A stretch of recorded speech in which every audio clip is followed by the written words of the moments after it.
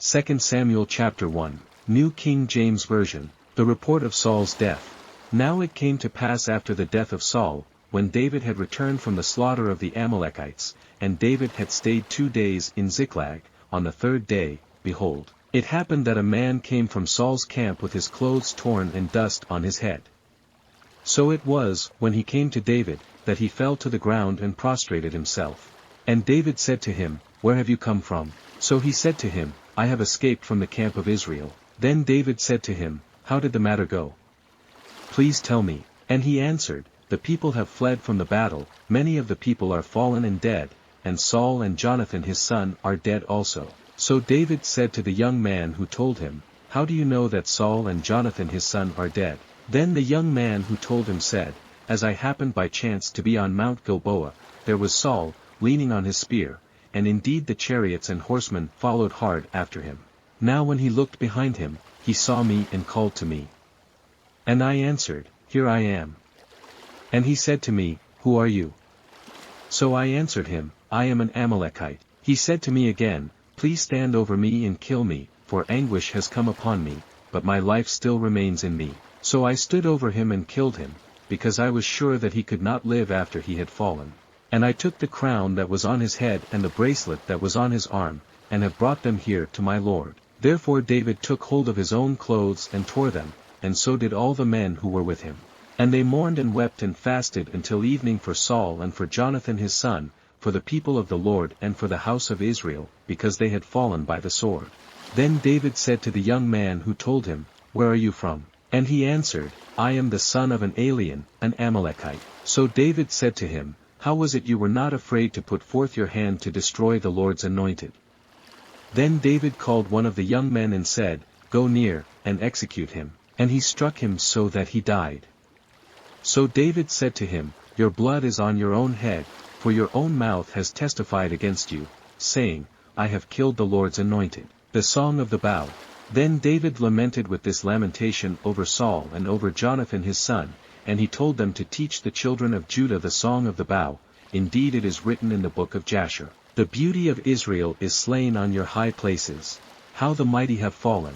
Tell it not in Gath, proclaim it not in the streets of Ashkelon, lest the daughters of the Philistines rejoice, lest the daughters of the uncircumcised triumph.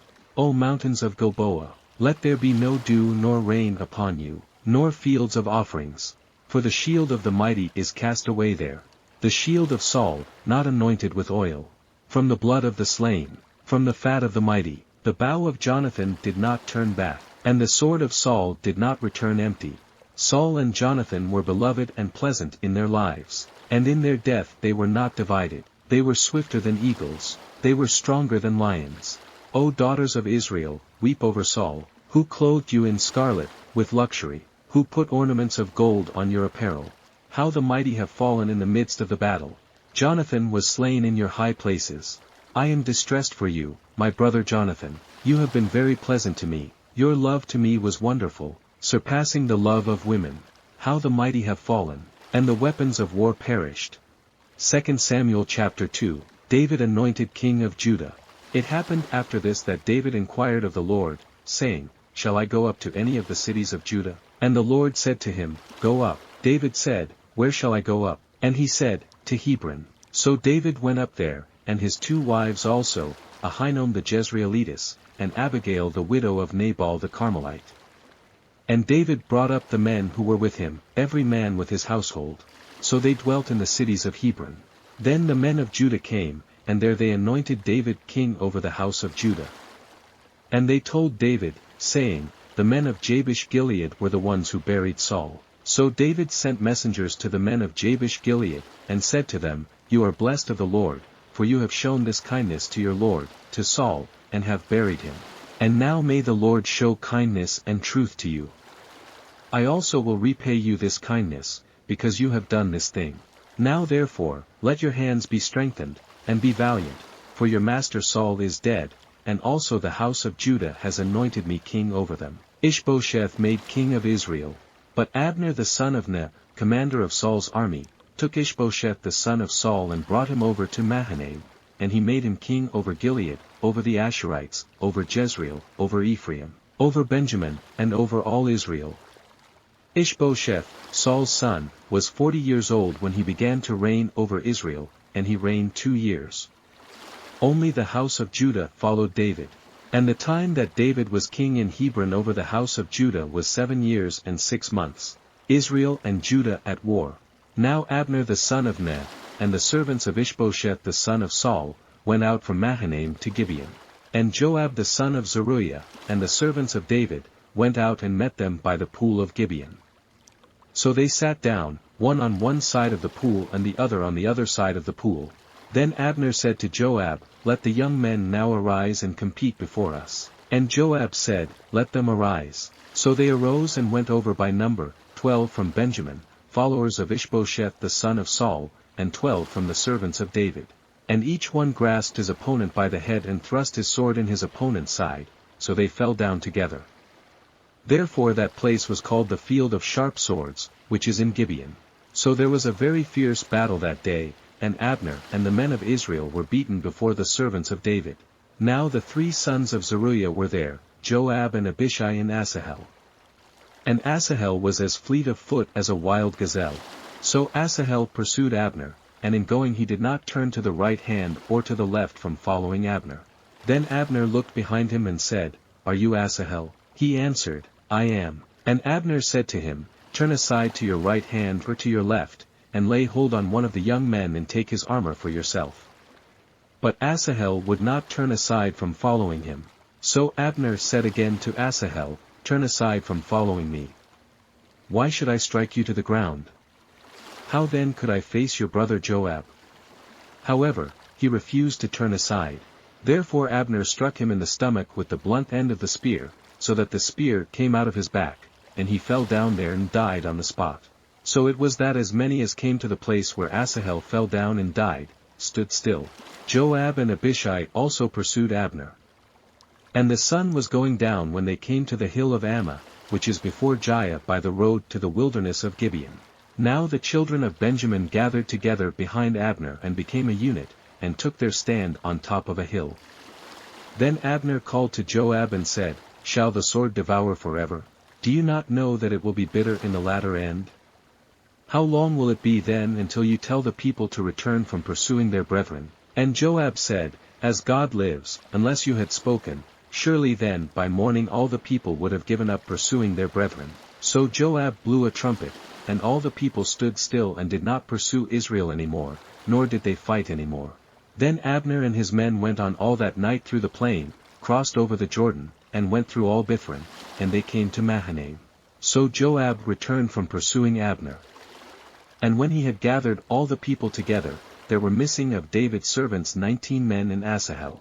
But the servants of David had struck down, of Benjamin and Abner's men, 360 men who died. Then they took up Asahel and buried him in his father's tomb, which was in Bethlehem. And Joab and his men went all night, and they came to Hebron at daybreak. 2 Samuel chapter 3. Joab kills Abner. Now there was a long war between the house of Saul and the house of David. But David grew stronger and stronger, and the house of Saul grew weaker and weaker. Sons of David.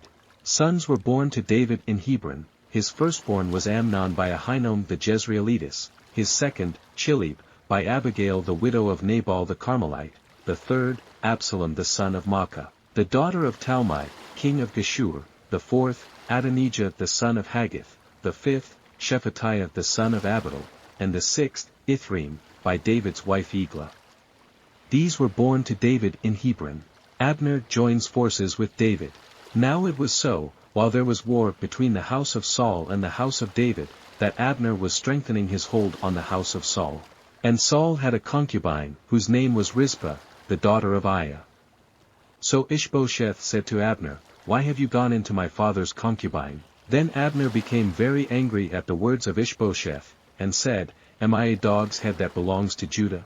Today I show loyalty to the house of Saul your father, to his brothers, and to his friends, and have not delivered you into the hand of David, and you charge me today with a fault concerning this woman. May God do so to Abner, and more also, if I do not do for David as the Lord has sworn to him, to transfer the kingdom from the house of Saul, and set up the throne of David over Israel and over Judah, from Dan to Beersheba." And he could not answer Abner another word, because he feared him. Then Abner sent messengers on his behalf to David, saying, Whose is the land? Saying also, Make your covenant with me, and indeed my hand shall be with you to bring all Israel to you. And David said, Good, I will make a covenant with you.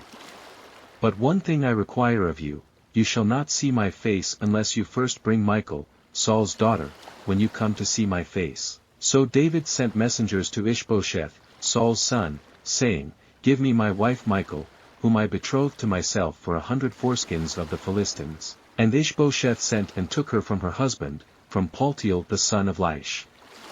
Then her husband went along with her to Bahurim, weeping behind her. So Abner said to him, Go, return. And he returned. Now Abner had communicated with the elders of Israel, saying, In time past you were seeking for David to be king over you. Now then, do it. For the Lord has spoken of David, saying, By the hand of my servant David, I will save my people Israel from the hand of the Philistines and the hand of all their enemies. And Abner also spoke in the hearing of Benjamin. Then Abner also went to speak in the hearing of David in Hebron all that seemed good to Israel and the whole house of Benjamin. So Abner and 20 men with him came to David at Hebron. And David made a feast for Abner and the men who were with him. Then Abner said to David, I will arise and go, and gather all Israel to my lord the king, that they may make a covenant with you, and that you may reign over all that your heart desires. So David sent Abner away, and he went in peace. Joab murders Abner. At that moment the servants of David and Joab came from a raid and brought much spoil with them. But Abner was not with David in Hebron, for he had sent him away, and he had gone in peace. When Joab and all the troops that were with him had come, they told Joab, saying, Abner the son of Ner came to the king, and he sent him away, and he has gone in peace. Then Joab came to the king and said, What have you done? Look, Abner came to you, why is it that you sent him away, and he has already gone? Surely you realize that Abner the son of Ner came to deceive you, to know your going out and your coming in, and to know all that you are doing. And when Joab had gone from David's presence, he sent messengers after Abner, who brought him back from the well of Sirah. But David did not know it. Now when Abner had returned to Hebron, Joab took him aside in the gate to speak with him privately, and there stabbed him in the stomach, so that he died for the blood of Asahel his brother. Afterward, when David heard it, he said, My kingdom and I are guiltless before the Lord forever of the blood of Abner the son of Ner. Let it rest on the head of Joab and on all his father's house, and let there never fail to be in the house of Joab one who has a discharge or is a leper, who leans on a staff or falls by the sword, or who lacks bread. So Joab and Abishai his brother killed Abner, because he had killed their brother Asahel at Gibeon in the battle. David's mourning for Abner. Then David said to Joab and to all the people who were with him, Tear your clothes, gird yourselves with sackcloth, and mourn for Abner. And King David followed the coffin. So they buried Abner in Hebron, and the king lifted up his voice and wept at the grave of Abner, and all the people wept. And the king sang a lament over Abner and said, Should Abner die as a fool dies? Your hands were not bound, nor your feet put into fetters. As a man falls before wicked men, so you fell. Then all the people wept over him again. And when all the people came to persuade David to eat food while it was still day, David took an oath, saying, God do so to me, and more also, if I taste bread or anything else till the sun goes down. Now all the people took note of it, and it pleased them, since whatever the king did pleased all the people. For all the people and all Israel understood that day that it had not been the king's intent to kill Abner the son of Ner. Then the king said to his servants, Do you not know that a prince and a great man has fallen this day in Israel? And I am weak today, though anointed king, and these men, the sons of Zeruiah, are too harsh for me. The Lord shall repay the evildoer according to his wickedness. 2 Samuel chapter 4. Ishbosheth is murdered. When Saul's son heard that Abner had died in Hebron, he lost heart, and all Israel was troubled. Now Saul's son had 2 men who were captains of troops. The name of one was Baanah and the name of the other Rechab, the sons of Rimmon the Beerothite, of the children of Benjamin. For Beeroth also was part of Benjamin, because the Beerothites fled to Gittaim and have been sojourners there until this day. Jonathan, Saul's son, had a son who was lame in his feet. He was 5 years old when the news about Saul and Jonathan came from Jezreel, and his nurse took him up and fled. And it happened, as she made haste to flee, that he fell and became lame. His name was Mephibosheth. Then the sons of Rimmon the Beerothite, Rechab and Baanah, set out and came at about the heat of the day to the house of Ishbosheth, who was lying on his bed at noon. And they came there, all the way into the house, as though to get wheat, and they stabbed him in the stomach. Then Rechab and Baanah his brother escaped. For when they came into the house, he was lying on his bed in his bedroom. Then they struck him and killed him, beheaded him and took his head, and were all night escaping through the plain. And they brought the head of Ishbosheth to David at Hebron, and said to the king, Here is the head of Ishbosheth, the son of Saul your enemy, who sought your life. And the Lord has avenged my lord the king this day of Saul and his descendants. But David answered Rechab and Baanah his brother, the sons of Rimmon the Beerothite, and said to them, As the Lord lives, who has redeemed my life from all adversity, when someone told me, saying, Look, Saul is dead, thinking to have brought good news, I arrested him and had him executed in Ziklag, the one who thought I would give him a reward for his news. How much more, when wicked men have killed a righteous person in his own house on his bed? Therefore, shall I not now require his blood at your hand and remove you from the earth? So David commanded his young men, and they executed them, cut off their hands and feet, and hanged them by the pool in Hebron. But they took the head of Ishbosheth and buried it in the tomb of Abner in Hebron. 2 Samuel chapter 5. David reigns over all Israel. Then all the tribes of Israel came to David at Hebron and spoke, saying, Indeed we are your bone and your flesh.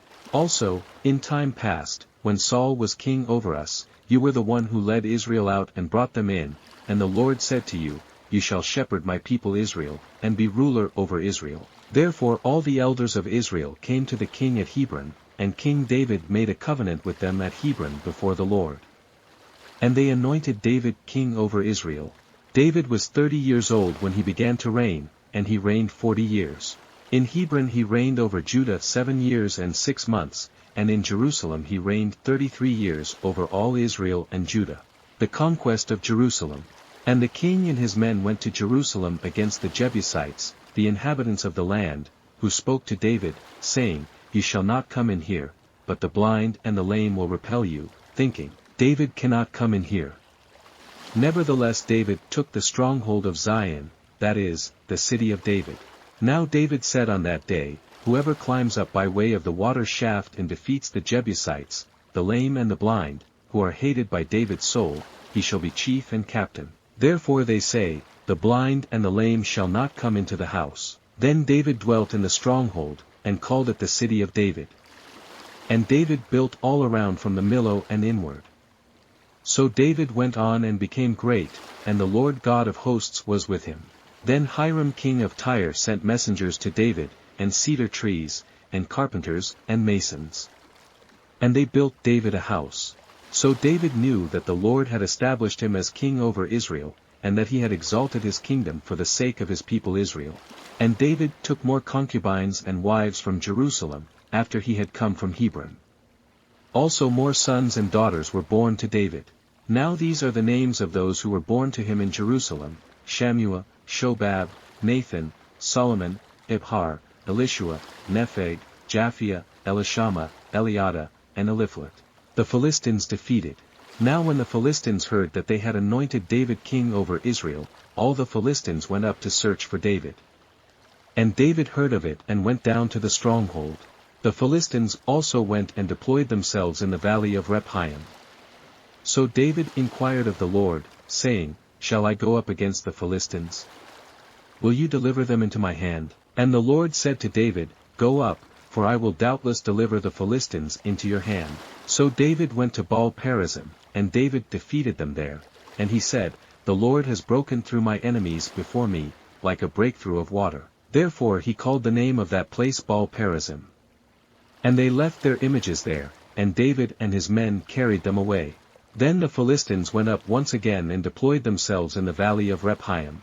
Therefore David inquired of the Lord, and he said, You shall not go up, circle around behind them, and come upon them in front of the mulberry trees. And it shall be, when you hear the sound of marching in the tops of the mulberry trees, then you shall advance quickly. For then the Lord will go out before you to strike the camp of the Philistines. And David did so, as the Lord commanded him, and he drove back the Philistines from Geba as far as Gezer. 2 Samuel chapter 6. The ark brought to Jerusalem. Again David gathered all the choice men of Israel, 30,000. And David arose and went with all the people who were with him from Baal Judah to bring up from there the ark of God, whose name is called by the name, the Lord of hosts, who dwells between the cherubim. So they set the ark of God on a new cart, and brought it out of the house of Abinadab, which was on the hill, and Uzzah and Ahio, the sons of Abinadab, drove the new cart. And they brought it out of the house of Abinadab, which was on the hill, accompanying the ark of God, and Ahio went before the ark. Then David and all the house of Israel played music before the Lord on all kinds of instruments of fir wood, on harps, on stringed instruments, on tambourines, on sistrums, and on cymbals. And when they came to Nachon's threshing floor, Uzzah put out his hand to the ark of God and took hold of it, for the oxen stumbled. Then the anger of the Lord was aroused against Uzzah, and God struck him there for his error, and he died there by the ark of God.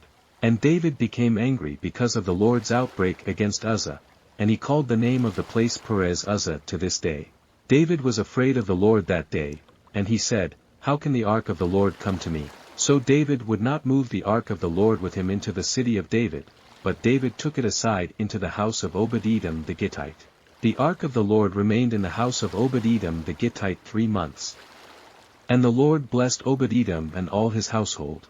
Now it was told King David, saying, The Lord has blessed the house of Obed-Edom and all that belongs to him, because of the ark of God. So David went and brought up the ark of God from the house of Obed-Edom to the city of David with gladness. And so it was, when those bearing the ark of the Lord had gone 6 paces, that he sacrificed oxen and fatted sheep. Then David danced before the Lord with all his might, and David was wearing a linen ephod. So David and all the house of Israel brought up the ark of the Lord with shouting and with the sound of the trumpet. Now as the ark of the Lord came into the city of David, Michal, Saul's daughter, looked through a window and saw King David leaping and whirling before the Lord, and she despised him in her heart. So they brought the ark of the Lord, and set it in its place in the midst of the tabernacle that David had erected for it. Then David offered burnt offerings and peace offerings before the Lord. And when David had finished offering burnt offerings and peace offerings, he blessed the people in the name of the Lord of hosts. Then he distributed among all the people, among the whole multitude of Israel, both the women and the men, to everyone a loaf of bread, a piece of meat, and a cake of raisins. So all the people departed, everyone to his house. Then David returned to bless his household. And Michal the daughter of Saul came out to meet David, and said, How glorious was the king of Israel today, uncovering himself today in the eyes of the maids of his servants, as one of the base fellows shamelessly uncovers himself. So David said to Michal, It was before the Lord, who chose me instead of your father and all his house, to appoint me ruler over the people of the Lord, over Israel. Therefore I will play music before the Lord. And I will be even more undignified than this, and will be humble in my own sight. But as for the maidservants of whom you have spoken, by them I will be held in honor. Therefore Michal the daughter of Saul had no children to the day of her death. 2 Samuel chapter 7. God's covenant with David. Now it came to pass when the king was dwelling in his house, and the Lord had given him rest from all his enemies all around, that the king said to Nathan the prophet, See now, I dwell in a house of cedar, but the ark of God dwells inside tent curtains. Then Nathan said to the king, Go, do all that is in your heart, for the Lord is with you. But it happened that night that the word of the Lord came to Nathan, saying, Go and tell my servant David, Thus says the Lord, Would you build a house for me to dwell in? For I have not dwelt in a house since the time that I brought the children of Israel up from Egypt, even to this day, but have moved about in a tent and in a tabernacle. Wherever I have moved about with all the children of Israel, have I ever spoken a word to anyone from the tribes of Israel, whom I commanded to shepherd my people Israel, saying, Why have you not built me a house of cedar? Now therefore, thus shall you say to my servant David, Thus says the Lord of hosts, I took you from the sheepfold, from following the sheep, to be ruler over my people, over Israel. And I have been with you wherever you have gone, and have cut off all your enemies from before you, and have made you a great name, like the name of the great men who are on the earth. Moreover I will appoint a place for my people Israel, and will plant them, that they may dwell in a place of their own and move no more. Nor shall the sons of wickedness oppress them any more, as previously, since the time that I commanded judges to be over my people Israel, and have caused you to rest from all your enemies. Also the Lord tells you that he will make you a house. When your days are fulfilled and you rest with your fathers, I will set up your seed after you, who will come from your body, and I will establish his kingdom. He shall build a house for my name, and I will establish the throne of his kingdom forever. I will be his father, and he shall be my son. If he commits iniquity, I will chasten him with the rod of men and with the blows of the sons of men. But my mercy shall not depart from him, as I took it from Saul, whom I removed from before you. And your house and your kingdom shall be established forever before you.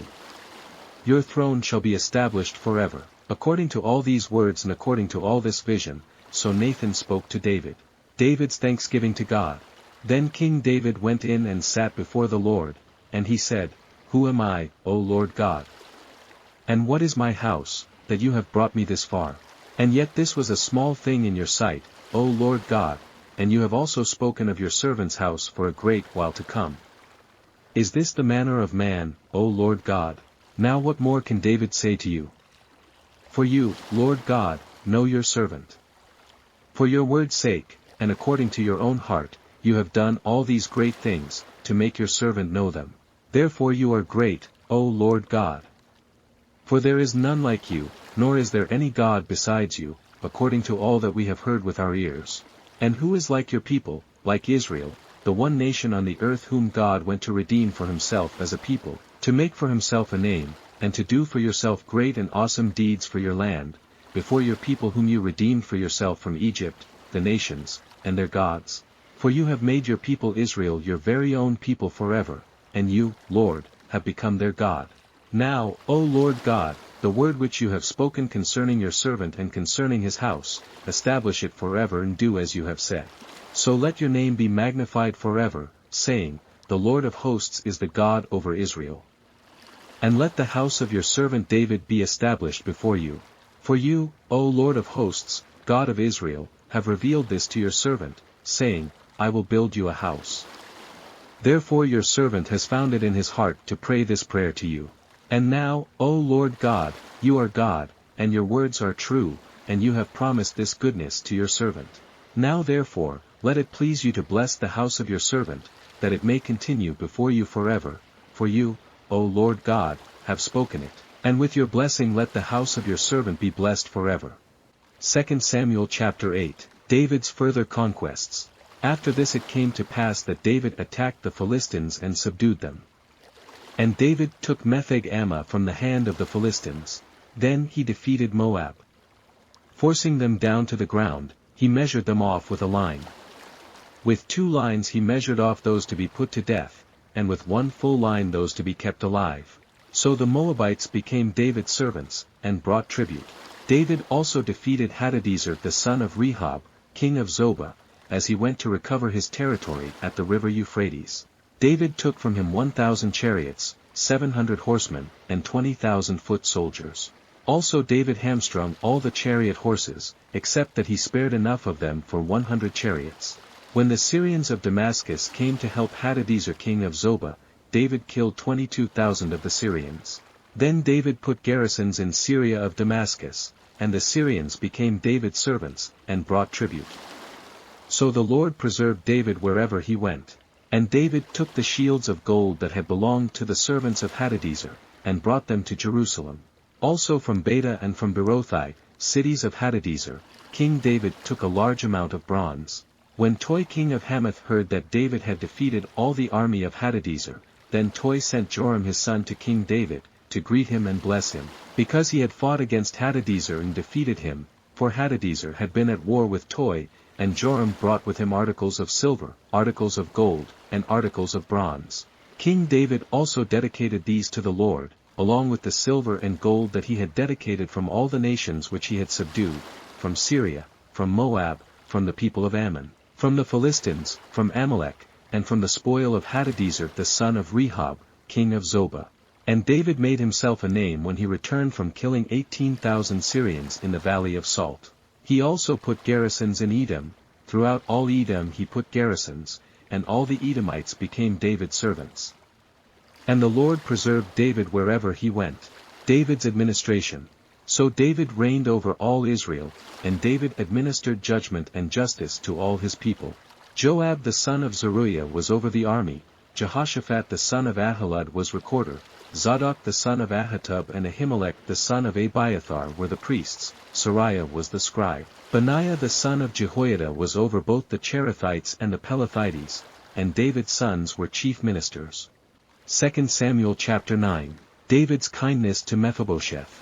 Now David said, Is there still anyone who is left of the house of Saul, that I may show him kindness for Jonathan's sake? And there was a servant of the house of Saul whose name was Ziba.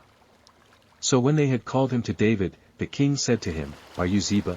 He said, At your service. Then the king said, Is there not still someone of the house of Saul, to whom I may show the kindness of God? And Ziba said to the king, There is still a son of Jonathan who is lame in his feet. So the king said to him, Where is he? And Ziba said to the king, Indeed he is in the house of Machir the son of Ammiel, in Lo-debar. Then King David sent and brought him out of the house of Machir the son of Ammiel, from Lo-debar.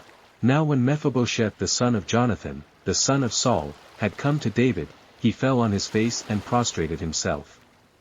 Then David said, Mephibosheth, and he answered, Here is your servant. So David said to him, Do not fear, for I will surely show you kindness for Jonathan your father's sake, and will restore to you all the land of Saul your grandfather, and you shall eat bread at my table continually. Then he bowed himself, and said, What is your servant, that you should look upon such a dead dog as I? And the king called to Ziba, Saul's servant, and said to him, I have given to your master's son all that belonged to Saul and to all his house. You therefore, and your sons and your servants, shall work the land for him, and you shall bring in the harvest, that your master's son may have food to eat. But Mephibosheth your master's son shall eat bread at my table always. Now Ziba had 15 sons and 20 servants. Then Ziba said to the king, According to all that my lord the king has commanded his servant, so will your servant do. As for Mephibosheth, said the king, he shall eat at my table like one of the king's sons. Mephibosheth had a young son whose name was Micah. And all who dwelt in the house of Ziba were servants of Mephibosheth. So Mephibosheth dwelt in Jerusalem, for he ate continually at the king's table. And he was lame in both his feet. 2 Samuel chapter 10. The Ammonites and Syrians defeated. It happened after this that the king of the people of Ammon died, and Hanun his son reigned in his place. Then David said, I will show kindness to Hanun the son of Naash, as his father showed kindness to me. So David sent by the hand of his servants to comfort him concerning his father. And David's servants came into the land of the people of Ammon. And the princes of the people of Ammon said to Hanun their lord, Do you think that David really honors your father because he has sent comforters to you? Has David not rather sent his servants to you to search the city, to spy it out, and to overthrow it? Therefore Hanun took David's servants, shaved off half of their beards, cut off their garments in the middle, at their buttocks, and sent them away. When they told David, he sent to meet them, because the men were greatly ashamed. And the king said, Wait at Jericho until your beards have grown, and then return. When the people of Ammon saw that they had made themselves repulsive to David, the people of Ammon sent and hired the Syrians of Beth-rehob and the Syrians of Zobah, 20,000 foot soldiers, and from the king of Maacah 1,000 men, and from Ishtob 12,000 men. Now when David heard of it, he sent Joab and all the army of the mighty men. Then the people of Ammon came out and put themselves in battle array at the entrance of the gate. And the Syrians of Zobah, Beth-rehob, Ishtob, and Maacah were by themselves in the field. When Joab saw that the battle line was against him before and behind, he chose some of Israel's best and put them in battle array against the Syrians. And the rest of the people he put under the command of Abishai his brother, that he might set them in battle array against the people of Ammon. Then he said, If the Syrians are too strong for me, then you shall help me, but if the people of Ammon are too strong for you, then I will come and help you. Be of good courage, and let us be strong for our people and for the cities of our God. And may the Lord do what is good in his sight. So Joab and the people who were with him drew near for the battle against the Syrians, and they fled before him. When the people of Ammon saw that the Syrians were fleeing, they also fled before Abishai, and entered the city. So Joab returned from the people of Ammon and went to Jerusalem. When the Syrians saw that they had been defeated by Israel, they gathered together. Then Hadadezer sent and brought out the Syrians who were beyond the river, and they came to Helam. And Shobach the commander of Hadadezer's army went before them. When it was told David, he gathered all Israel, crossed over the Jordan, and came to Helam. And the Syrians set themselves in battle array against David and fought with him. Then the Syrians fled before Israel, and David killed 700 charioteers and 40,000 horsemen of the Syrians, and struck Shobach the commander of their army, who died there. And when all the kings who were servants to Hadadezer saw that they were defeated by Israel, they made peace with Israel and served them.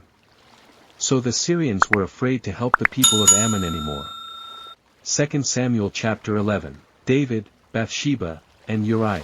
It happened in the spring of the year, at the time when kings go out to battle, that David sent Joab and his servants with him, and all Israel, and they destroyed the people of Ammon and besieged Rabbah.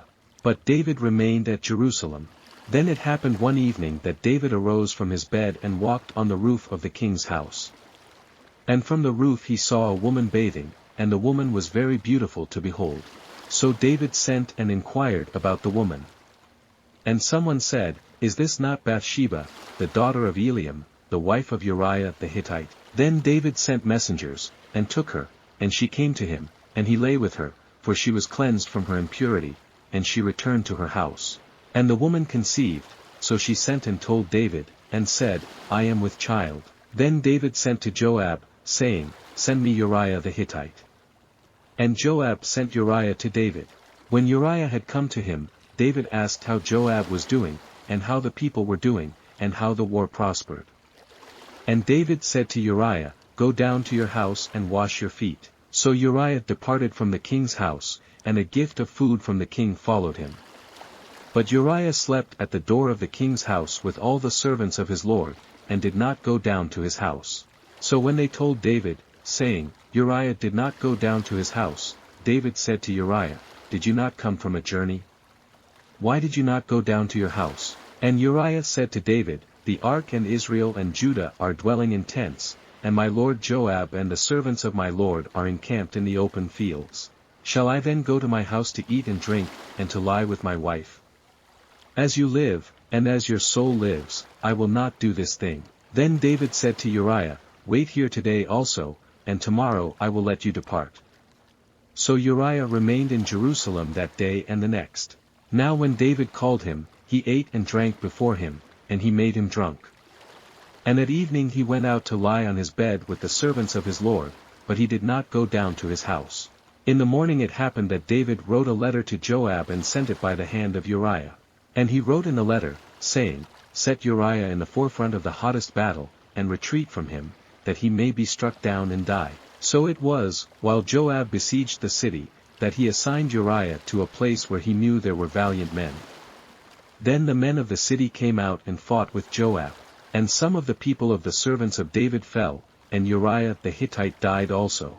Then Joab sent and told David all the things concerning the war, and charged the messenger, saying, "When you have finished telling the matters of the war to the king, if it happens that the king's wrath rises, and he says to you, 'Why did you approach so near to the city when you fought? Did you not know that they would shoot from the wall? Who struck Abimelech the son of Jerubsheth? Was it not a woman who cast a piece of a millstone on him from the wall, so that he died in Thebez? Why did you go near the wall?'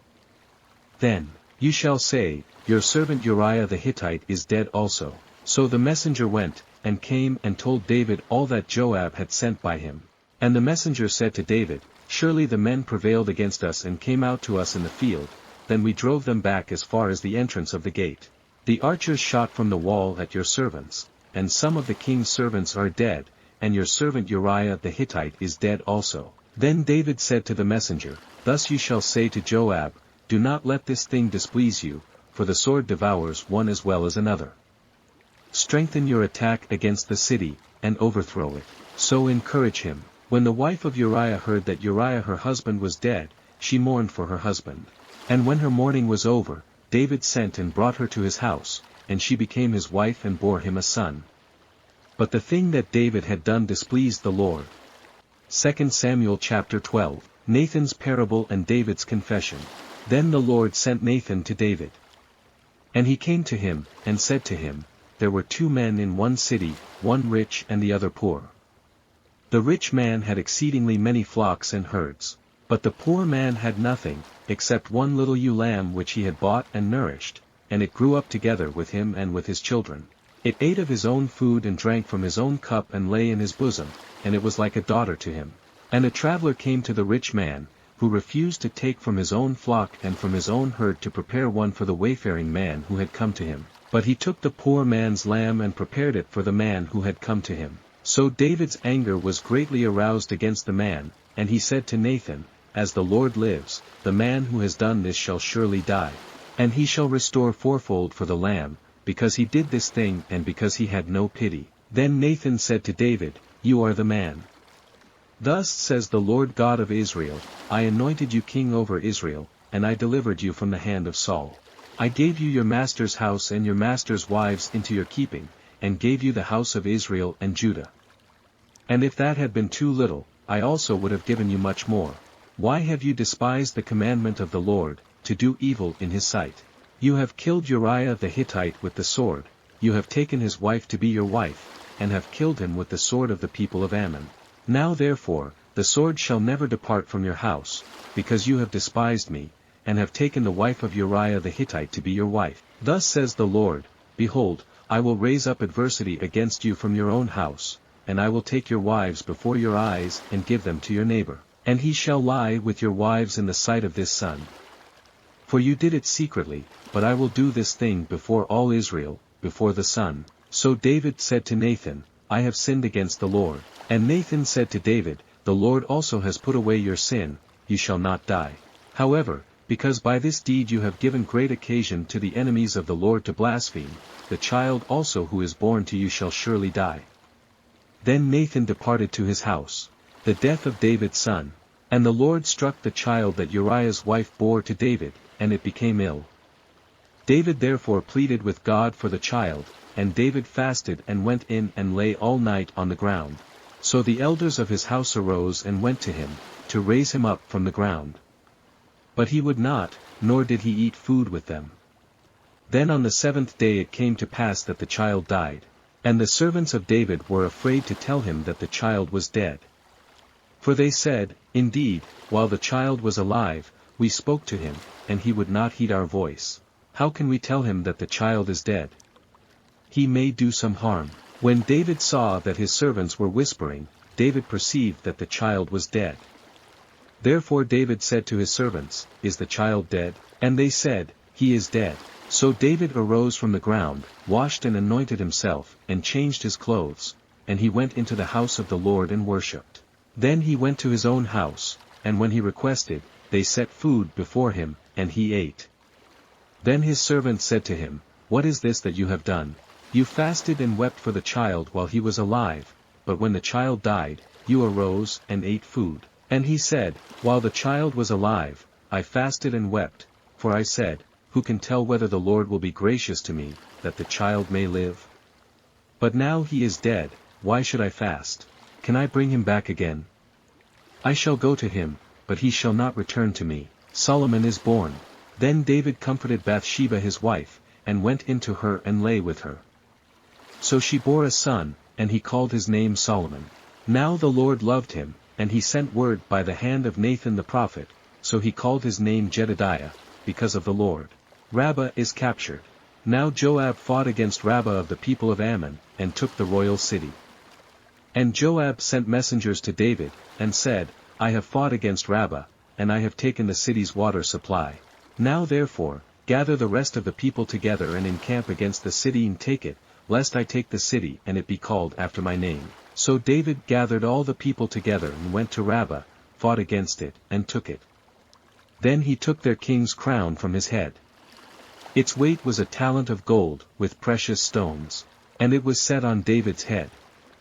Also he brought out the spoil of the city in great abundance. And he brought out the people who were in it, and put them to work with saws and iron picks and iron axes, and made them cross over to the brick works. So he did to all the cities of the people of Ammon. Then David and all the people returned to Jerusalem. 2 Samuel chapter 13, Amnon and Tamar. After this Absalom the son of David had a lovely sister, whose name was Tamar, and Amnon the son of David loved her. Amnon was so distressed over his sister Tamar that he became sick, for she was a virgin, and it was improper for Amnon to do anything to her. But Amnon had a friend whose name was Jonadab the son of Shimeah, David's brother. Now Jonadab was a very crafty man, and he said to him, "Why are you, the king's son, becoming thinner day after day? Will you not tell me?" Amnon said to him, "I love Tamar, my brother Absalom's sister." So Jonadab said to him, "Lie down on your bed and pretend to be ill. And when your father comes to see you, say to him, 'Please let my sister Tamar come and give me food, and prepare the food in my sight, that I may see it and eat it from her hand.'" Then Amnon lay down and pretended to be ill, and when the king came to see him, Amnon said to the king, "Please let Tamar my sister come and make a couple of cakes for me in my sight, that I may eat from her hand." And David sent home to Tamar, saying, "Now go to your brother Amnon's house, and prepare food for him." So Tamar went to her brother Amnon's house, and he was lying down. Then she took flour and kneaded it, made cakes in his sight, and baked the cakes. And she took the pan and placed them out before him, but he refused to eat. Then Amnon said, "Have everyone go out from me," and they all went out from him. Then Amnon said to Tamar, "Bring the food into the bedroom, that I may eat from your hand." And Tamar took the cakes which she had made, and brought them to Amnon her brother in the bedroom. Now when she had brought them to him to eat, he took hold of her and said to her, "Come, lie with me, my sister." But she answered him, "No, my brother, do not force me, for no such thing should be done in Israel. Do not do this disgraceful thing. And I, where could I take my shame? And as for you, you would be like one of the fools in Israel. Now therefore, please speak to the king, for he will not withhold me from you." However, he would not heed her voice, and being stronger than she, he forced her and lay with her. Then Amnon hated her exceedingly, so that the hatred with which he hated her was greater than the love with which he had loved her. And Amnon said to her, "Arise, be gone." So she said to him, "No, indeed. This evil of sending me away is worse than the other that you did to me." But he would not listen to her. Then he called his servant who attended him, and said, "Here. Put this woman out, away from me, and bolt the door behind her." Now she had on a robe of many colors, for the king's virgin daughters wore such apparel. And his servant put her out and bolted the door behind her. Then Tamar put ashes on her head, and tore her robe of many colors that was on her, and laid her hand on her head and went away crying bitterly. And Absalom her brother said to her, "Has Amnon your brother been with you? But now hold your peace, my sister. He is your brother, do not take this thing to heart." So Tamar remained desolate in her brother Absalom's house. But when King David heard of all these things, he was very angry. And Absalom spoke to his brother Amnon neither good nor bad. For Absalom hated Amnon, because he had forced his sister Tamar. Absalom murders Amnon. And it came to pass, after 2 full years, that Absalom had sheep-shearers in Baal-Hazor, which is near Ephraim, so Absalom invited all the king's sons. Then Absalom came to the king and said, "Kindly note, your servant has sheep-shearers, please, let the king and his servants go with your servant." But the king said to Absalom, "No, my son, let us not all go now, lest we be a burden to you."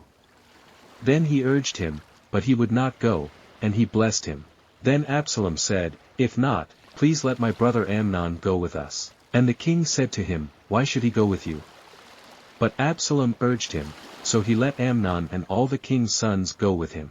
Now Absalom had commanded his servants, saying, "Watch now, when Amnon's heart is merry with wine, and when I say to you, 'Strike Amnon,' then kill him. Do not be afraid. Have I not commanded you? Be courageous and valiant." So the servants of Absalom did to Amnon as Absalom had commanded. Then all the king's sons arose, and each one got on his mule and fled. And it came to pass, while they were on the way, that news came to David, saying, "Absalom has killed all the king's sons, and not one of them is left." So the king arose and tore his garments and lay on the ground, and all his servants stood by with their clothes torn. Then Jonadab the son of Shimeah, David's brother, answered and said, "Let not my lord suppose they have killed all the young men, the king's sons, for only Amnon is dead. For by the command of Absalom this has been determined from the day that he forced his sister Tamar. Now therefore, let not my lord the king take the thing to his heart, to think that all the king's sons are dead. For only Amnon is dead. Absalom flees to Geshur. Then Absalom fled. And the young man who was keeping watch lifted his eyes and looked, and there, many people were coming from the road on the hillside behind him. And Jonadab said to the king, Look, the king's sons are coming, as your servant said, so it is. So it was, as soon as he had finished speaking, that the king's sons indeed came, and they lifted up their voice and wept. Also the king and all his servants wept very bitterly. But Absalom fled and went to Talmai the son of Ammihud, king of Geshur. And David mourned for his son every day. So Absalom fled and went to Geshur, and was there 3 years. And King David longed to go to Absalom. For he had been comforted concerning Amnon, because he was dead. 2 Samuel chapter 14, Absalom returns to Jerusalem. So Joab the son of Zeruiah perceived that the king's heart was concerned about Absalom. And Joab sent to Tekoa and brought from there a wise woman, and said to her, Please pretend to be a mourner, and put on mourning apparel, do not anoint yourself with oil, but act like a woman who has been mourning a long time for the dead. Go to the king and speak to him in this manner. So Joab put the words in her mouth. And when the woman of Tekoa spoke to the king, she fell on her face to the ground and prostrated herself, and said, Help, O king. Then the king said to her, What troubles you? And she answered, Indeed I am a widow, my husband is dead. Now your maidservant had 2 sons, and the 2 fought with each other in the field, and there was no one to part them, but the one struck the other and killed him. And now the whole family has risen up against your maidservant, and they said, Deliver him who struck his brother, that we may execute him for the life of his brother whom he killed, and we will destroy the heir also. So they would extinguish my ember that is left, and leave to my husband neither name nor remnant on the earth. Then the king said to the woman, Go to your house, and I will give orders concerning you. And the woman of Tekoa said to the king, My lord, O king, let the iniquity be on me and on my father's house, and the king in his throne be guiltless. So the king said, Whoever says anything to you, bring him to me, and he shall not touch you any more. Then she said, Please let the king remember the Lord your God, and do not permit the avenger of blood to destroy any more, lest they destroy my son. And he said, As the Lord lives, not one hair of your son shall fall to the ground. Therefore the woman said, Please, let your maidservant speak another word to my lord the king. And he said, Say on. So the woman said, Why then have you schemed such a thing against the people of God? For the king speaks this thing as one who is guilty, in that the king does not bring his banished one home again. For we will surely die and become like water spilled on the ground, which cannot be gathered up again. Yet God does not take away a life, but he devises means, so that his banished ones are not expelled from him. Now therefore, I have come to speak of this thing to my lord the king because the people have made me afraid. And your maidservant said, I will now speak to the king, it may be that the king will perform the request of his maidservant. For the king will hear and deliver his maidservant from the hand of the man who would destroy me and my son together from the inheritance of God. Your maidservant said, The word of my lord the king will now be comforting, for as the angel of God, so is my lord the king in discerning good and evil.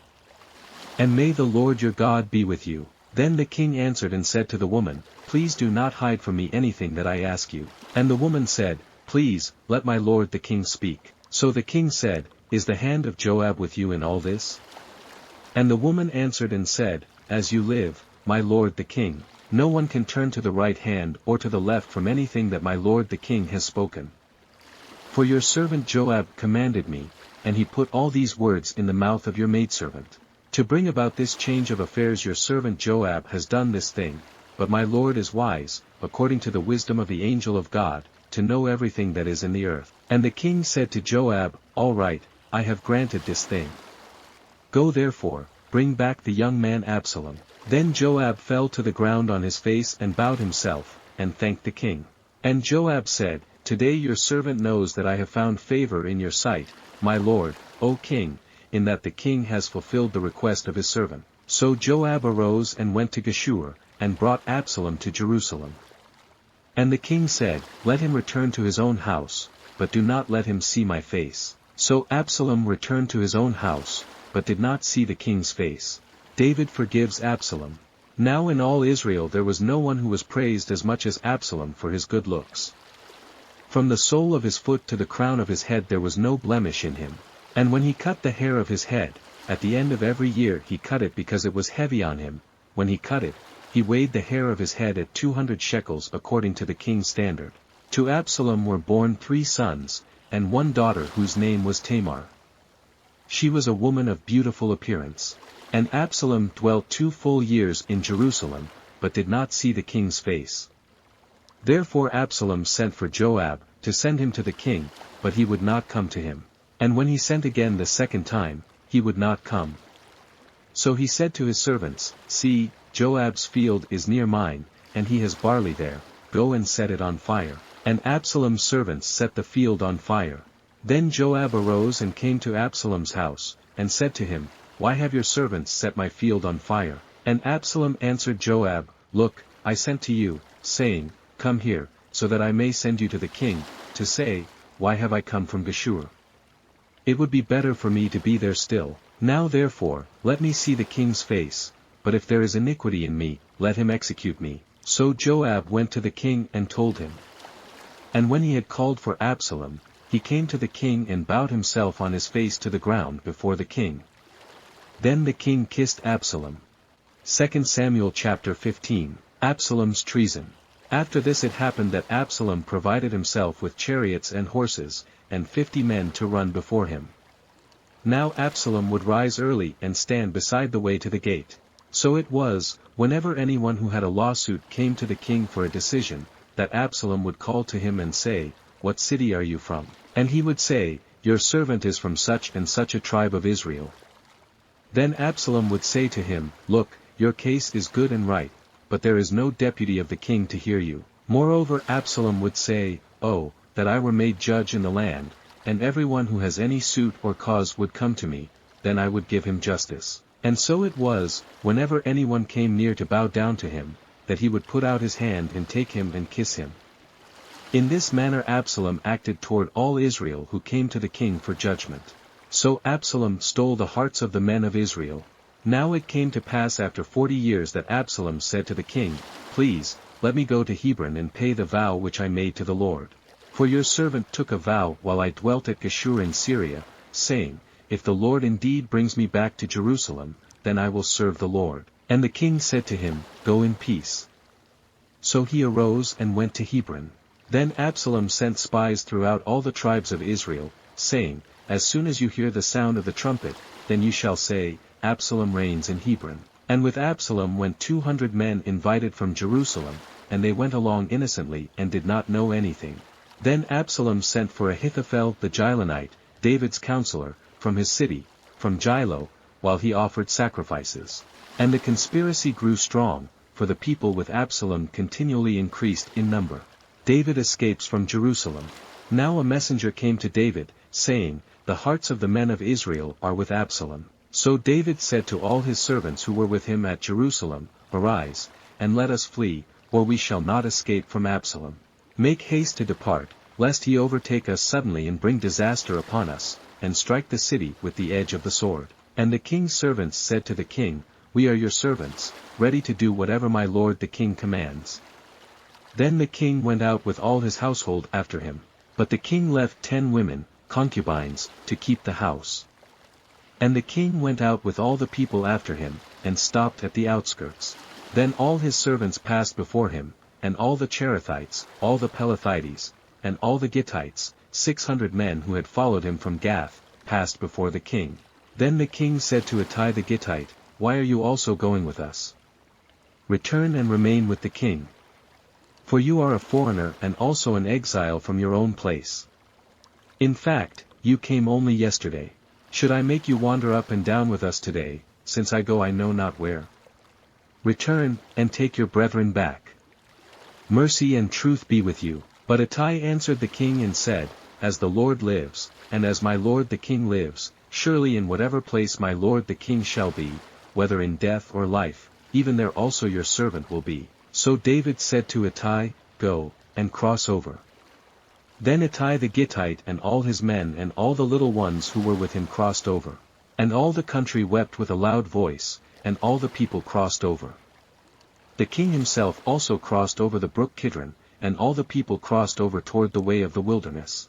There was Zadok also, and all the Levites with him, bearing the ark of the covenant of God. And they set down the ark of God, and Abiathar went up until all the people had finished crossing over from the city.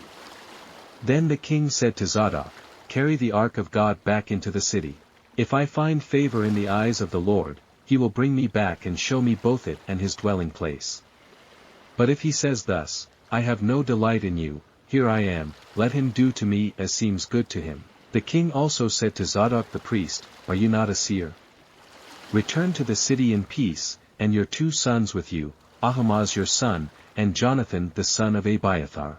See, I will wait in the plains of the wilderness until word comes from you to inform me." Therefore Zadok and Abiathar carried the ark of God back to Jerusalem. And they remained there.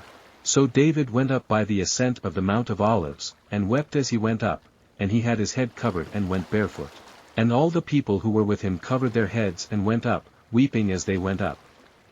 Then someone told David, saying, "Ahithophel is among the conspirators with Absalom." And David said, "O Lord, I pray, turn the counsel of Ahithophel into foolishness." Now it happened when David had come to the top of the mountain, where he worshipped God, there was Hushai the Archite coming to meet him with his robe torn and dust on his head. David said to him, "If you go on with me, then you will become a burden to me.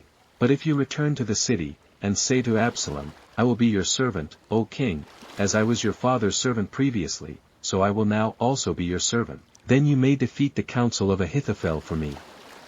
And do you not have Zadok and Abiathar the priests with you there? Therefore it will be that whatever you hear from the king's house, you shall tell to Zadok and Abiathar the priests. Indeed they have there with them their 2 sons, Ahimaaz, Zadok's son, and Jonathan, Abiathar's son, and by them you shall send me everything you hear." So Hushai, David's friend, went into the city. And Absalom came into Jerusalem.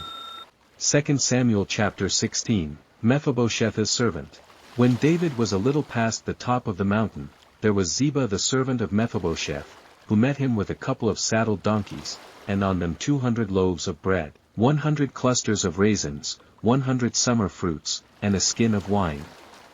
And the king said to Ziba, "What do you mean to do with these?" So Ziba said, "The donkeys are for the king's household to ride on, the bread and summer fruit for the young men to eat, and the wine for those who are faint in the wilderness to drink." Then the king said, "And where is your master's son?" And Ziba said to the king, "Indeed he is staying in Jerusalem, for he said, Today the house of Israel will restore the kingdom of my father to me." So the king said to Ziba, "Here, all that belongs to Mephibosheth is yours." And Ziba said, "I humbly bow before you, that I may find favor in your sight, my lord, O king." Shimei curses David. Now when King David came to Bahurim, there was a man from the family of the house of Saul, whose name was Shimei the son of Gera, coming from there. He came out, cursing continuously as he came. And he threw stones at David and at all the servants of King David. And all the people and all the mighty men were on his right hand and on his left. Also Shimei said thus when he cursed, "Come out, come out. You bloodthirsty man, you rogue. The Lord has brought upon you all the blood of the house of Saul, in whose place you have reigned, and the Lord has delivered the kingdom into the hand of Absalom your son. So now you are caught in your own evil, because you are a bloodthirsty man." Then Abishai the son of Zeruiah said to the king, "Why should this dead dog curse my lord the king? Please, let me go over and take off his head." But the king said, "What have I to do with you, you sons of Zeruiah? So let him curse, because the Lord has said to him, Curse David. Who then shall say, Why have you done so?" And David said to Abishai and all his servants, "See how my son who came from my own body seeks my life. How much more now may this Benjamite? Let him alone, and let him curse, for so the Lord has ordered him. It may be that the Lord will look on my affliction, and that the Lord will repay me with good for his cursing this day." And as David and his men went along the road, Shimei went along the hillside opposite him and cursed as he went, threw stones at him and kicked up dust. Now the king and all the people who were with him became weary, so they refreshed themselves there. The advice of Ahithophel. Meanwhile Absalom and all the people, the men of Israel, came to Jerusalem, and Ahithophel was with him. And so it was, when Hushai the Archite, David's friend, came to Absalom, that Hushai said to Absalom, "Long live the king! Long live the king!" So Absalom said to Hushai, "Is this your loyalty to your friend? Why did you not go with your friend?" And Hushai said to Absalom, "No, but whom the Lord and this people and all the men of Israel choose, his I will be, and with him I will remain. Furthermore, whom should I serve? Should I not serve in the presence of his son? As I have served in your father's presence, so will I be in your presence." Then Absalom said to Ahithophel, "Give advice as to what we should do." And Ahithophel said to Absalom, "Go into your father's concubines, whom he has left to keep the house, and all Israel will hear that you are abhorred by your father. Then the hands of all who are with you will be strong." So they pitched a tent for Absalom on the top of the house, and Absalom went into his father's concubines in the sight of all Israel. Now the advice of Ahithophel, which he gave in those days, was as if one had inquired at the oracle of God. So was all the advice of Ahithophel both with David and with Absalom. 2 Samuel chapter 17. The advice of Ahithophel and Hushai. Moreover Ahithophel said to Absalom, "Now let me choose 12,000 men, and I will arise and pursue David tonight. I will come upon him while he is weary and weak, and make him afraid. And all the people who are with him will flee, and I will strike only the king. Then I will bring back all the people to you. When all return except the man whom you seek, all the people will be at peace." And the saying pleased Absalom and all the elders of Israel. The advice of Hushai. Then Absalom said, "Now call Hushai the Archite also, and let us hear what he says too." And when Hushai came to Absalom, Absalom spoke to him, saying, "Ahithophel has spoken in this manner. Shall we do as he says?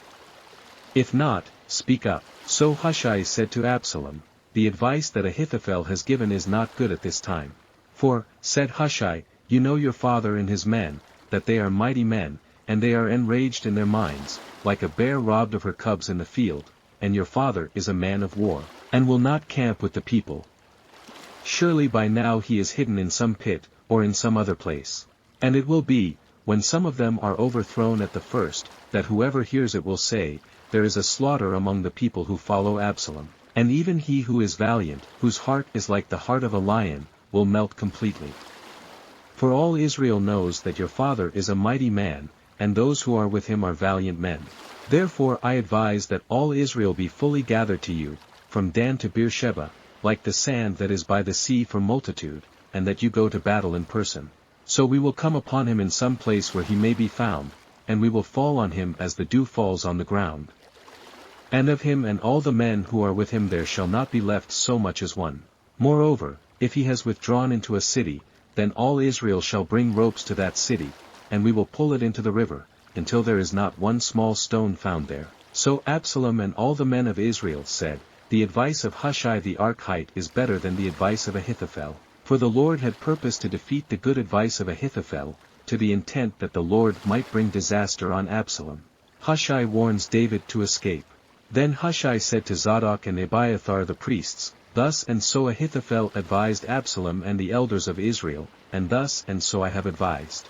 Now therefore, send quickly and tell David, saying, Do not spend this night in the plains of the wilderness, but speedily cross over, lest the king and all the people who are with him be swallowed up." Now Jonathan and Ahimaaz stayed at En-Rogel, for they dared not be seen coming into the city, so a female servant would come and tell them, and they would go and tell King David. Nevertheless a lad saw them, and told Absalom. But both of them went away quickly and came to a man's house in Bahurim, who had a well in his court, and they went down into it. Then the woman took and spread a covering over the well's mouth, and spread ground grain on it, and the thing was not known. And when Absalom's servants came to the woman at the house, they said, "Where are Ahimaaz and Jonathan?" So the woman said to them, "They have gone over the water brook." And when they had searched and could not find them, they returned to Jerusalem. Now it came to pass, after they had departed, that they came up out of the well and went and told King David, and said to David, "Arise and cross over the water quickly. For thus has Ahithophel advised against you." So David and all the people who were with him arose and crossed over the Jordan. By morning light not one of them was left who had not gone over the Jordan. Now when Ahithophel saw that his advice was not followed, he saddled a donkey, and arose and went home to his house, to his city. Then he put his household in order, and hanged himself, and died, and he was buried in his father's tomb. Then David went to Mahanaim. And Absalom crossed over the Jordan, he and all the men of Israel with him. And Absalom made Amasa captain of the army instead of Joab. This Amasa was the son of a man whose name was Jithra, an Israelite, who had gone in to Abigail the daughter of Naash, sister of Zeruiah, Joab's mother. So Israel and Absalom encamped in the land of Gilead. Now it happened, when David had come to Mahanaim, that Shobi the son of Naash from Rabbah of the people of Ammon, Machir the son of Amiel from Lo-Debar, and Barzillai the Gileadite from Rojlim, brought beds and basins, earthen vessels and wheat, barley and flour, parched grain and beans, lentils and parched seeds, honey and curds, sheep and cheese of the herd, for David and the people who were with him to eat. For they said, the people are hungry and weary and thirsty in the wilderness. 2 Samuel chapter 18, Absalom's defeat and death. And David numbered the people who were with him, and set captains of thousands and captains of hundreds over them. Then David sent out 1/3 of the people under the hand of Joab, 1/3 under the hand of Abishai the son of Zeruiah, Joab's brother, and 1/3 under the hand of Ittai the Gittite. And the king said to the people, I also will surely go out with you myself. But the people answered, You shall not go out. For if we flee away, they will not care about us, nor if half of us die, will they care about us. But you are worth 10,000 of us now. For you are now more help to us in the city. Then the king said to them, Whatever seems best to you I will do. So the king stood beside the gate, and all the people went out by hundreds and by thousands. Now the king had commanded Joab, Abishai, and Ittai, saying, Deal gently for my sake with the young man Absalom. And all the people heard when the king gave all the captains orders concerning Absalom. So the people went out into the field of battle against Israel. And the battle was in the woods of Ephraim. The people of Israel were overthrown there before the servants of David, and a great slaughter of 20,000 took place there that day. For the battle there was scattered over the face of the whole countryside, and the woods devoured more people that day than the sword devoured. Then Absalom met the servants of David. Absalom rode on a mule. The mule went under the thick boughs of a great terebinth tree, and his head caught in the terebinth, so he was left hanging between heaven and earth. And the mule which was under him went on. Now a certain man saw it and told Joab, and said, I just saw Absalom hanging in a terebinth tree. So Joab said to the man who told him, You just saw him. And why did you not strike him there to the ground? I would have given you 10 shekels of silver and a belt. But the man said to Joab, Though I were to receive 1,000 shekels of silver in my hand, I would not raise my hand against the king's son. For in our hearing the king commanded you and Abishai and Ittai, saying, Beware lest anyone touch the young man Absalom. Otherwise I would have dealt falsely against my own life. For there is nothing hidden from the king, and you yourself would have set yourself against me. Then Joab said, I cannot linger with you. And he took 3 spears in his hand and thrust them through Absalom's heart, while he was still alive in the midst of the terebinth tree. And 10 young men who bore Joab's armor surrounded Absalom, and struck and killed him. So Joab blew the trumpet, and the people returned from pursuing Israel. For Joab held back the people. And they took Absalom and cast him into a large pit in the woods, and laid a very large heap of stones over him. Then all Israel fled, everyone to his tent. Now Absalom in his lifetime had taken and set up a pillar for himself, which is in the king's valley. For he said, I have no son to keep my name in remembrance. He called the pillar after his own name.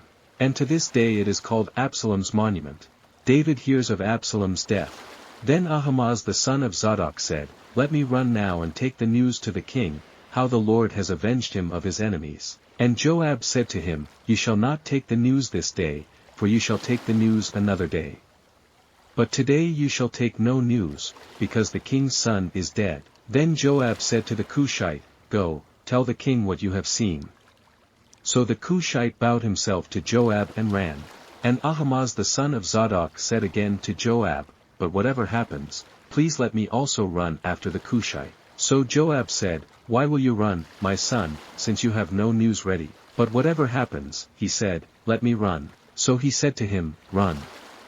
Then Ahimaaz ran by way of the plain, and outran the Cushite. Now David was sitting between the two gates. And the watchman went up to the roof over the gate, to the wall, lifted his eyes and looked, and there was a man, running alone. Then the watchman cried out and told the king. And the king said, if he is alone, there is news in his mouth. And he came rapidly and drew near. Then the watchman saw another man running, and the watchman called to the gatekeeper and said, there is another man, running alone. And the king said, he also brings news. So the watchman said, I think the running of the first is like the running of Ahimaaz the son of Zadok. And the king said, he is a good man, and comes with good news. So Ahimaaz called out and said to the king, all is well.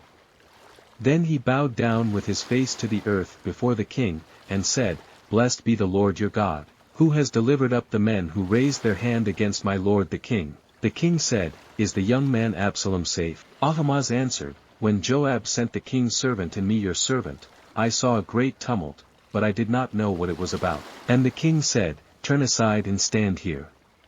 So he turned aside and stood still. Just then the Cushite came, and the Cushite said, there is good news, my lord the king.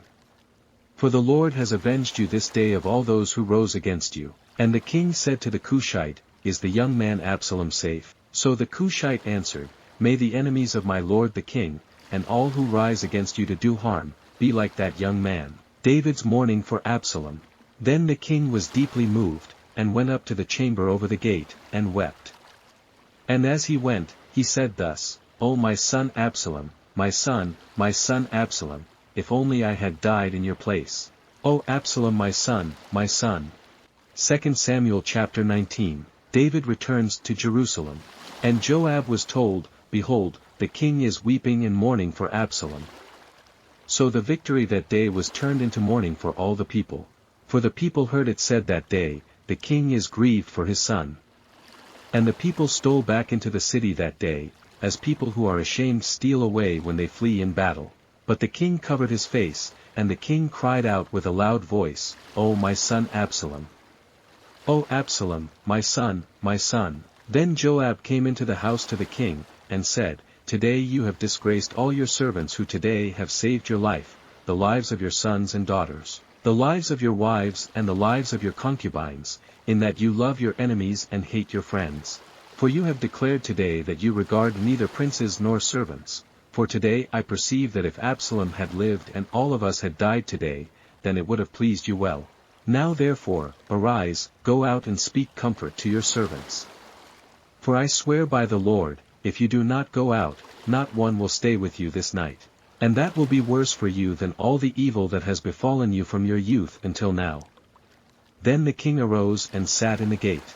And they told all the people, saying, there is the king, sitting in the gate. So all the people came before the king, for every one of Israel had fled to his tent. David returns to Jerusalem. Now all the people were in a dispute throughout all the tribes of Israel, saying, the king saved us from the hand of our enemies, he delivered us from the hand of the Philistines, and now he has fled from the land because of Absalom. But Absalom, whom we anointed over us, has died in battle. Now therefore, why do you say nothing about bringing back the king? So King David sent to Zadok and Abiathar the priests, saying, speak to the elders of Judah, saying, why are you the last to bring the king back to his house, since the words of all Israel have come to the king, to his very house? You are my brethren, you are my bone and my flesh. Why then are you the last to bring back the king? And say to Amasa, are you not my bone and my flesh? God do so to me, and more also, if you are not commander of the army before me continually in place of Joab. So he swayed the hearts of all the men of Judah, just as the heart of one man, so that they sent this word to the king, return, you and all your servants. Then the king returned and came to the Jordan. And Judah came to Gilgal, to go to meet the king, to escort the king across the Jordan. And Shimei the son of Gera, a Benjamite, who was from Bahurim, hurried and came down with the men of Judah to meet King David. There were 1,000 men of Benjamin with him, and Ziba the servant of the house of Saul, and his 15 sons and his 20 servants with him, and they went over the Jordan before the king. Then a ferryboat went across to carry over the king's household, and to do what he thought good. David's mercy to Shimei. Now Shimei the son of Gera fell down before the king when he had crossed the Jordan. Then he said to the king, "Do not let my lord impute iniquity to me, or remember what wrong your servant did on the day that my lord the king left Jerusalem, that the king should take it to heart. For I, your servant, know that I have sinned. Therefore here I am, the first to come today of all the house of Joseph to go down to meet my lord the king." But Abishai the son of Zeruiah answered and said, "Shall not Shimei be put to death for this, because he cursed the Lord's anointed?" And David said, "What have I to do with you, you sons of Zeruiah, that you should be adversaries to me today? Shall any man be put to death today in Israel? For do I not know that today I am king over Israel?" Therefore the king said to Shimei, "You shall not die." And the king swore to him. David and Mephibosheth meet. Now Mephibosheth the son of Saul came down to meet the king. And he had not cared for his feet, nor trimmed his mustache, nor washed his clothes, from the day the king departed until the day he returned in peace. So it was, when he had come to Jerusalem to meet the king, that the king said to him, "Why did you not go with me, Mephibosheth?" And he answered, "My lord, O king, my servant deceived me. For your servant said, I will saddle a donkey for myself, that I may ride on it and go to the king, because your servant is lame. And he has slandered your servant to my lord the king, but my lord the king is like the angel of God. Therefore do what is good in your eyes. For all my father's house were but dead men before my lord the king. Yet you set your servant among those who eat at your own table. Therefore what right have I still to cry out any more to the king?" So the king said to him, "Why do you speak any more of your matters? I have said, you and Ziba divide the land." Then Mephibosheth said to the king, "Rather, let him take it all, inasmuch as my lord the king has come back in peace to his own house." David's kindness to Barzillai. And Barzillai the Gileadite came down from Rogelim and went across the Jordan with the king, to escort him across the Jordan. Now Barzillai was a very aged man, 80 years old. And he had provided the king with supplies while he stayed at Mahanaim, for he was a very rich man. And the king said to Barzillai, "Come across with me, and I will provide for you while you are with me in Jerusalem." But Barzillai said to the king, "How long have I to live, that I should go up with the king to Jerusalem? I am today 80 years old. Can I discern between the good and bad? Can your servant taste what I eat or what I drink? Can I hear any longer the voice of singing men and singing women? Why then should your servant be a further burden to my lord the king? Your servant will go a little way across the Jordan with the king. And why should the king repay me with such a reward? Please let your servant turn back again, that I may die in my own city, near the grave of my father and mother. But here is your servant Chimham, let him cross over with my lord the king, and do for him what seems good to you." And the king answered, "Chimham shall cross over with me, and I will do for him what seems good to you. Now whatever you request of me, I will do for you." Then all the people went over the Jordan. And when the king had crossed over, the king kissed Barzillai and blessed him, and he returned to his own place. The quarrel about the king. Now the king went on to Gilgal, and Chimham went on with him. And all the people of Judah escorted the king, and also half the people of Israel. Just then all the men of Israel came to the king, and said to the king, "Why have our brethren, the men of Judah, stolen you away and brought the king, his household, and all David's men with him across the Jordan?" So all the men of Judah answered the men of Israel, "Because the king is a close relative of ours." "Why then are you angry over this matter? Have we ever eaten at the king's expense? Or has he given us any gift?" And the men of Israel answered the men of Judah, and said, "We have 10 shares in the king, therefore we also have more right to David than you. Why then do you despise us? Were we not the first to advise bringing back our king?" Yet the words of the men of Judah were fiercer than the words of the men of Israel. 2 Samuel chapter 20. The rebellion of Sheba. And there happened to be there a rebel, whose name was Sheba the son of Bichri, a Benjamite.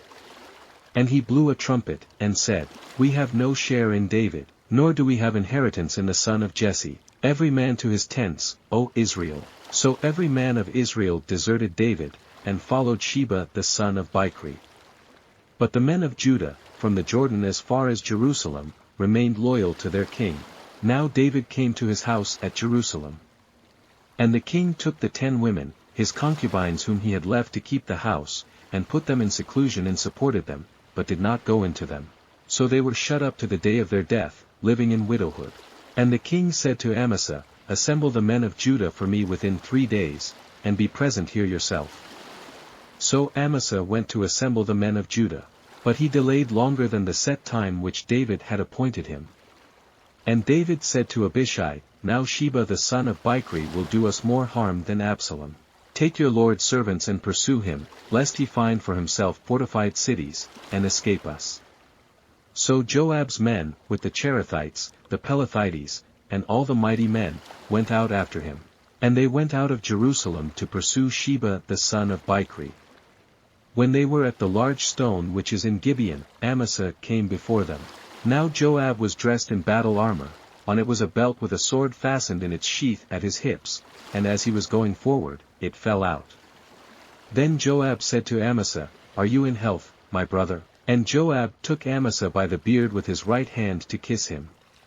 But Amasa did not notice the sword that was in Joab's hand, and he struck him with it in the stomach, and his entrails poured out on the ground, and he did not strike him again. Thus he died. Then Joab and Abishai his brother pursued Sheba the son of Bichri. Meanwhile one of Joab's men stood near Amasa, and said, Whoever favors Joab and whoever is for David, follow Joab. But Amasa wallowed in his blood in the middle of the highway. And when the man saw that all the people stood still, he moved Amasa from the highway to the field and threw a garment over him, when he saw that everyone who came upon him halted. When he was removed from the highway, all the people went on after Joab to pursue Sheba the son of Bichri. And he went through all the tribes of Israel to Abel and Beth-maachah and all the Berits. So they were gathered together and also went after Sheba. Then they came and besieged him in Abel of Beth-maachah, and they cast up a siege mound against the city, and it stood by the rampart. And all the people who were with Joab battered the wall to throw it down. Then a wise woman cried out from the city, Here, here. Please say to Joab, Come nearby, that I may speak with you. When he had come near to her, the woman said, Are you Joab? He answered, I am. Then she said to him, Hear the words of your maidservant. And he answered, I am listening. So she spoke, saying, They used to talk in former times, saying, They shall surely seek guidance at Abel, and so they would end disputes. I am among the peaceable and faithful in Israel. You seek to destroy a city and a mother in Israel. Why would you swallow up the inheritance of the Lord? And Joab answered and said, Far be it from me, that I should swallow up or destroy. That is not so. But a man from the mountains of Ephraim, Sheba the son of Bichri by name, has raised his hand against the king, against David.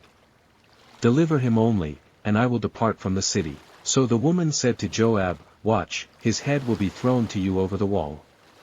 Then the woman in her wisdom went to all the people, and they cut off the head of Sheba the son of Bichri, and threw it out to Joab. Then he blew a trumpet, and they withdrew from the city, every man to his tent. So Joab returned to the king at Jerusalem. David's government officers.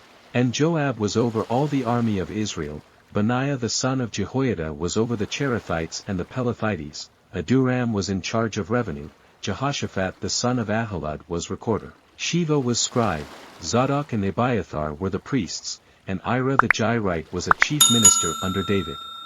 2 Samuel chapter 21, David avenges the Gibeonites. Now there was a famine in the days of David for 3 years, year after year, and David inquired of the Lord. And the Lord answered, It is because of Saul and his bloodthirsty house, because he killed the Gibeonites. So the king called the Gibeonites and spoke to them.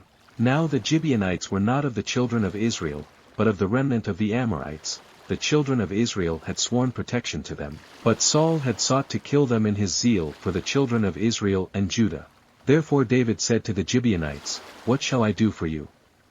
And with what shall I make atonement, that you may bless the inheritance of the Lord? And the Gibeonites said to him, We will have no silver or gold from Saul or from his house, nor shall you kill any man in Israel for us. So he said, Whatever you say, I will do for you. Then they answered the king, as for the man who consumed us and plotted against us, that we should be destroyed from remaining in any of the territories of Israel, let 7 men of his descendants be delivered to us, and we will hang them before the Lord in Gibeah of Saul, whom the Lord chose. And the king said, I will give them. But the king spared Mephibosheth the son of Jonathan, the son of Saul, because of the Lord's oath that was between them, between David and Jonathan the son of Saul.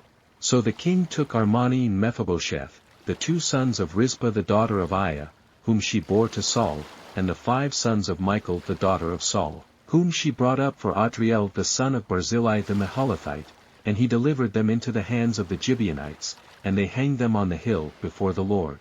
So they fell, all 7 together, and were put to death in the days of harvest, in the first days, in the beginning of barley harvest.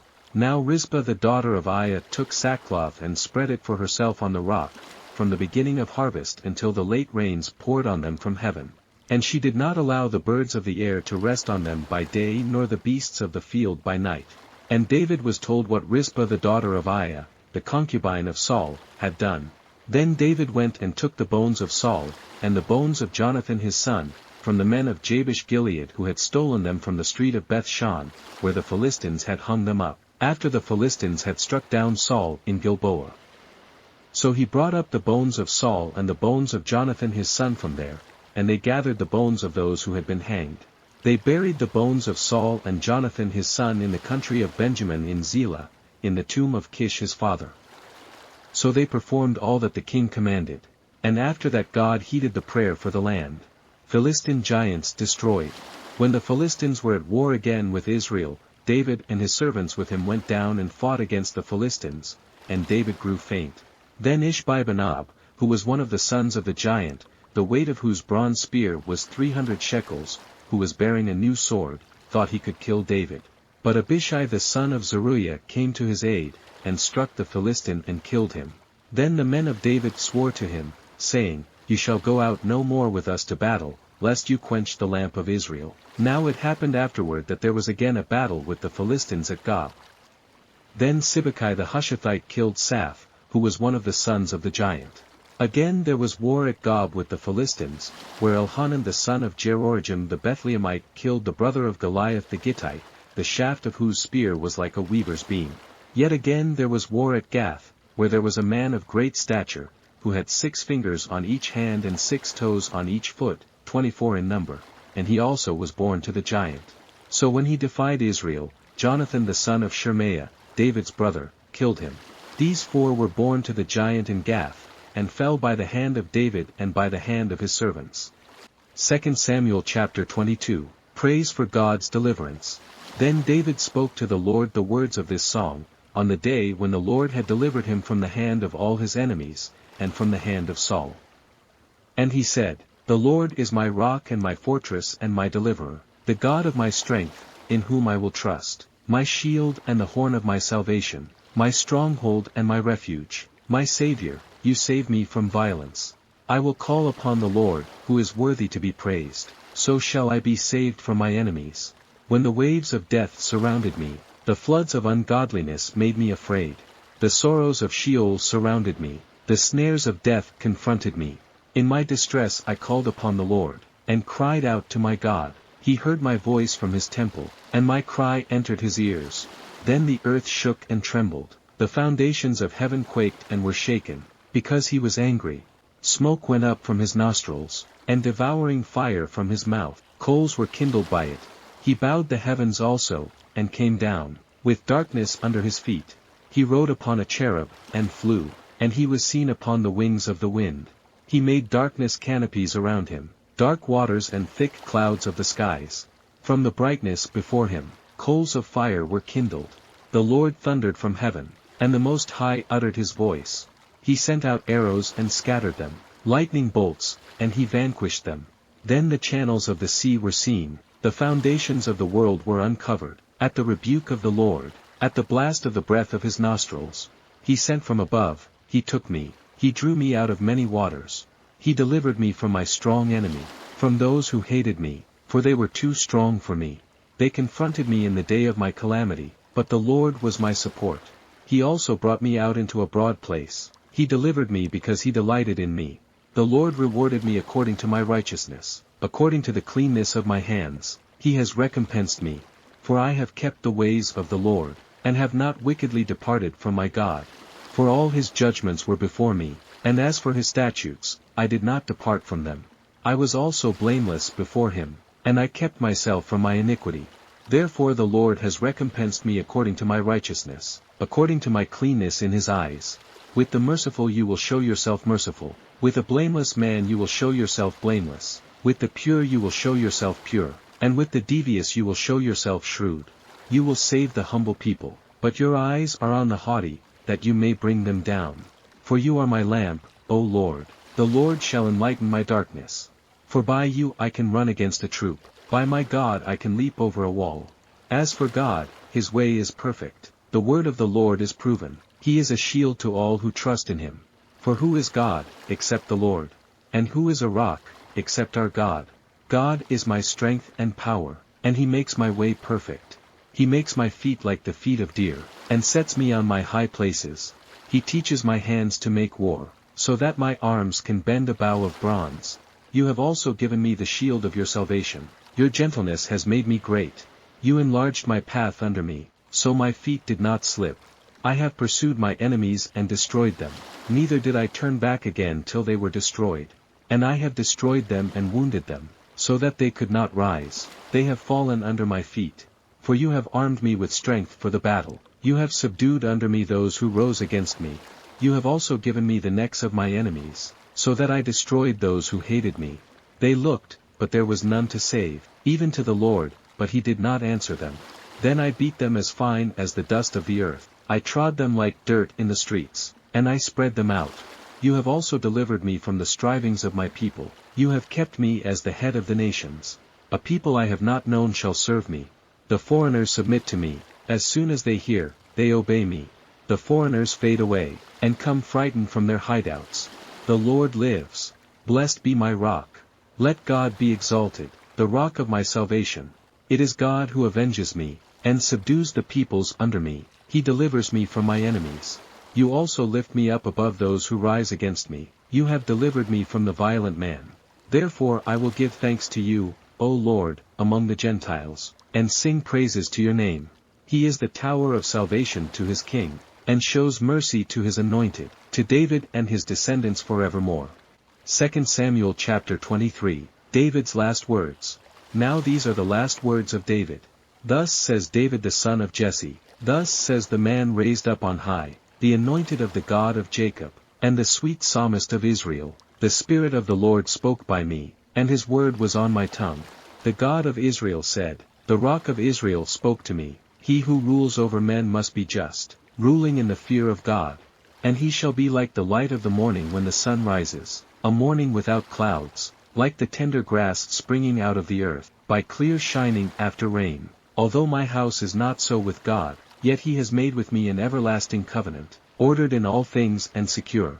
For this is all my salvation and all my desire, will he not make it increase? But the sons of rebellion shall all be as thorns thrust away, because they cannot be taken with hands.